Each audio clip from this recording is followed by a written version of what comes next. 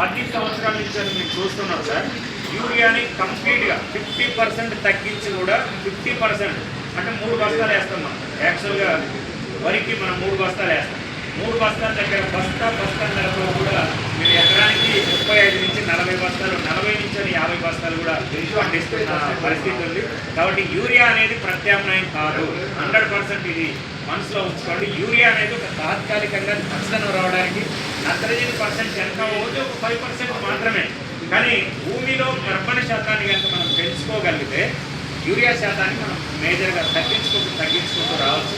ఒకేసారి తగ్గించలేము. ఒకేసారి సార్ అన్నట్టు ఒకేసారి తగ్గిస్తే అంటే ఒక 1/2 లీటర్ మందు తాగేటోని పెద్ద మనుషులు ఉన్నారు. పంచాయతీ కాడికి వస్తే మీరు ఏం చెప్తారు? అరే బాబు అరే రోజు మందు తాగేదా, కొద్ది తగ్గించుకోండి అని చెప్తారు. ఒకేసారి తగ్గించేవాడు మన ఇంటికి రాడు.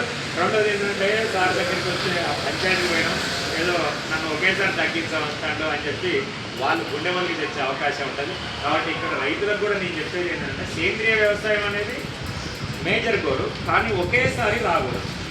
కాంప్లెక్స్ని క్రమక్రమంగా స్లోగా తగ్గించుకుంటూ కొద్ది దాన్ని కనుక మీరు చేసినట్టయితే అద్భుతమైన ఫలితాలు ఉంటాయి. ఇక్కడికి వచ్చే రైతులందరూ కూడా వాస్తవంగా ఒక్కొక్క ఎకరానికి మీరు ఇప్పుడు మిర్చి సీడ్ తీసుకుంటున్నారు. మిర్చి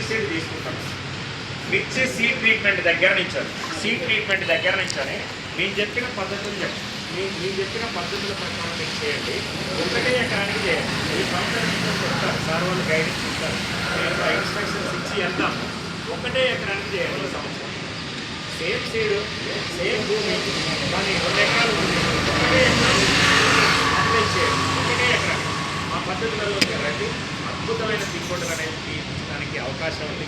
అది వరిలో కానీ, పత్తిలో కానీ, బొప్పాయిలో కానీ, అరటిలో కానీ, వెజిటేబుల్స్లో కానీ అన్ని పంటలలో ఆర్పిఎస్ అనేది మీరు వాడవచ్చు. ఇక్కడ శేషగిరిరావు సార్ నాకు వాస్తవంగా 20 రోజుల క్రితమే ఫోన్ చేశాడు.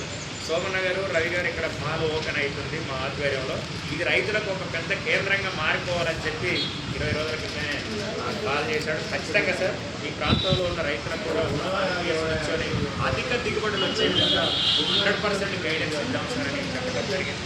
ఈ అవకాశం ఇచ్చిన పెద్దలకు, రవి గారికి, శేషగిరిరావు సార్ అందరికీ ధన్యవాదాలు.